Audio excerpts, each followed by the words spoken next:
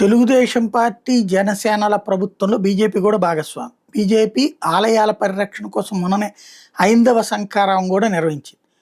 ఇప్పుడు ఒక రైతు ఒక ఎకరం భూమి ఇస్తే అతనికి 1000 గజాలు డొమెస్టిక్, 200 గజాల కమర్షియల్ ల్యాండ్ ఇస్తున్నారు సిఆర్డీఏ పరిధిలో.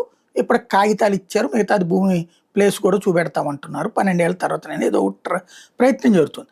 విచిత్రం ఏంటంటే ఇప్పుడు ప్రజా రాజధాని అని వీళ్ళు ఈ మధ్యన పదం వాడుతున్నారు అనుకోండి. ప్రజా రాజధాని అమరావతి విస్తరణకు 2వ విడతలో తుళ్ళూరు, అమరావతి మండలాల్లోని 7 గ్రామాల్లో భూ సమీకరణ ప్రక్రియను సిఆర్డీఏ యంత్రాంగం ముమ్మరం చేసింది.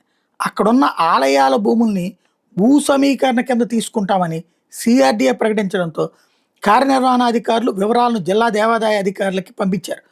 వీటిని ఆలయ రికార్డులో మరోసారి పరిశీలించి హక్కులు విస్తీర్ణం నిర్ధారించుకున్న జిల్లా అధికారులు దేవాదాయ శాఖ కమిషనర్కి నివేదిక పంపించారు.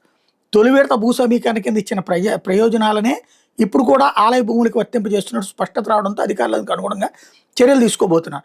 గుంటూరు, పల్నాడు జిల్లాల సంయుక్త పాలనాధికారుల ఆధ్వర్యంలో బృందాలు గ్రామాల్లో పర్యటించి ఆలయ భూముల్ని నిర్ధారించాలట. ఏంటి అంటే ఎండ్రాయిలో 46 ఎకరాలు, పెదమొద్దూరులో 22 ఎకరాలు, కర్లపూడిలో 117 ఎకరాలు, వైకుంఠపురంలో 394 ఎకరాలు, పెదపరిమిలో 112 ఎకరాలు, వడ్డమాన్లో 139 ఎకరాలు, హరిశ్చంద్రపురంలో 292 ఎకరాలు తీసుకుంటున్నారట.